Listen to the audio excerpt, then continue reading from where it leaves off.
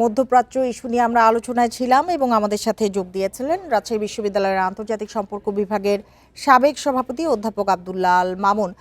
জনাব মামুন, নিশ্চয়ই এবার আপনি আমাকে শুনতে পাচ্ছেন। আমরা যেই আলোচনায় ছিলাম যে ট্রাম্প দাবি করছেন যে ইরানের সাথে গুরুত্বপূর্ণ বিষয়ে ঐকমত্য হয়েছে, যেটি ইরান আসলে বলছে যে এরকম কোনো আলোচনাই হয়নি।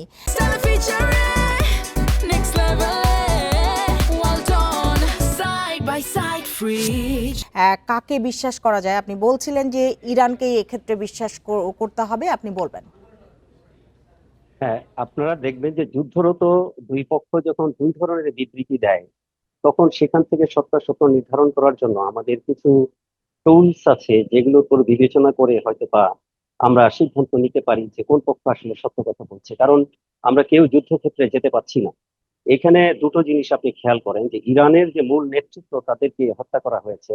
বর্তমানে ইরানের যে যুদ্ধটা ইসরায়েল এবং মার্কিন যুক্তরাষ্ট্রের বিরুদ্ধে ঘটছে, এটা অনেকে যেটা মনে করছেন যে যেটা মোজাইক সিস্টেমে চলছে, অর্থাৎ সরকার আছে, সামরিক বাহিনী আছে, কিন্তু মূল নেতৃত্ব না থাকার কারণে এই জিনিসগুলো মোজাইক সিস্টেমে চলছে। অর্থাৎ আঞ্চলিক কমান্ড গুলোর উপরে হয়তো বা বিভিন্ন রকম দায়িত্ব যেভাবে সিস্টেম করা হয়েছিল সেভাবে চলছে, সমন্বয়টা হয়তো এভাবে করা হচ্ছে।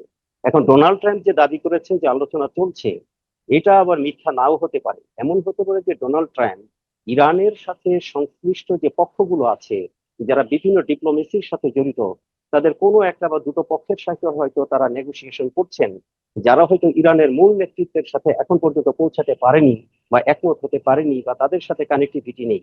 এটা থেকে হয়তো বা ডোনাল্ড ট্রাম্প তার যে বর্তমান অবস্থা